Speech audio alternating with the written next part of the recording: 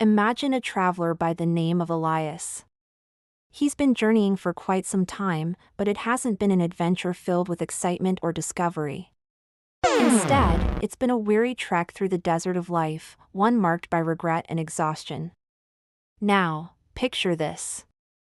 Elias is completely lost. The familiar landmarks have long disappeared and the sun seems determined to drain every last bit of energy from him. Despair begins to sink in. It's as if the very essence of his being is crumbling under the weight of his circumstances. And then, with a final surge of emotion, he collapses to his knees beneath a starlit sky, tears streaming down his face. In that moment of utter hopelessness, Elias cries out to God. But his prayer isn't a lengthy litany of complaints or demands. It's a simple, heartfelt plea. God, if you can still hear me, he whispers, help me. And in response, a gentle whisper seems to echo in his heart. Not a dramatic sign, not a thundering voice, just a quiet truth.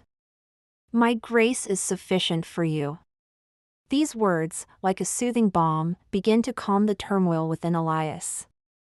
He realizes in that moment that God's grace is enough for him. You see, the thing about God's grace is that it doesn't wait for us to get our lives together. It doesn't say, clean up your mess, get organized, and then I'll swoop in and help you. No, God's grace is like a warm embrace that meets us right where we are, in the dusty, desolate landscapes of our struggles. As the night deepens, Elias remembers the story of the prodigal son. He thinks about how that son, much like him, had strayed far from home, wasted his inheritance and ended up lost and alone. But the story had a happy ending. The father in that tale had run to meet his son, embracing him, not criticizing him. And in that same moment, Elias senses the father running to him, opening his arms, welcoming him back. With the first rays of morning, Elias begins to rise. Now, dawn doesn't bring riches, health, or fame. It's just another day. But something has shifted within Elias. He carries with him faith, hope, and trust, a newfound strength to keep going. The truth is, God doesn't always pull us out of the desert. Sometimes He simply walks with us through it, sharing our burdens until we find the strength to carry them ourselves.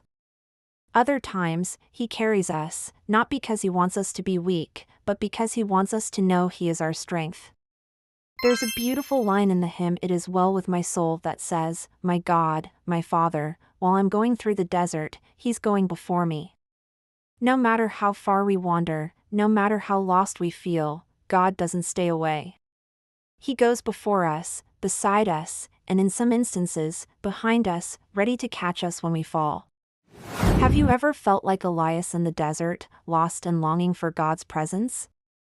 If so, know this: God's arms are open wide, inviting you to run to Him. He welcomes you just as you are, not because you're perfect, but because you're His and He loves you. Right now, I want you to turn back, even if it's just in your heart, and pray.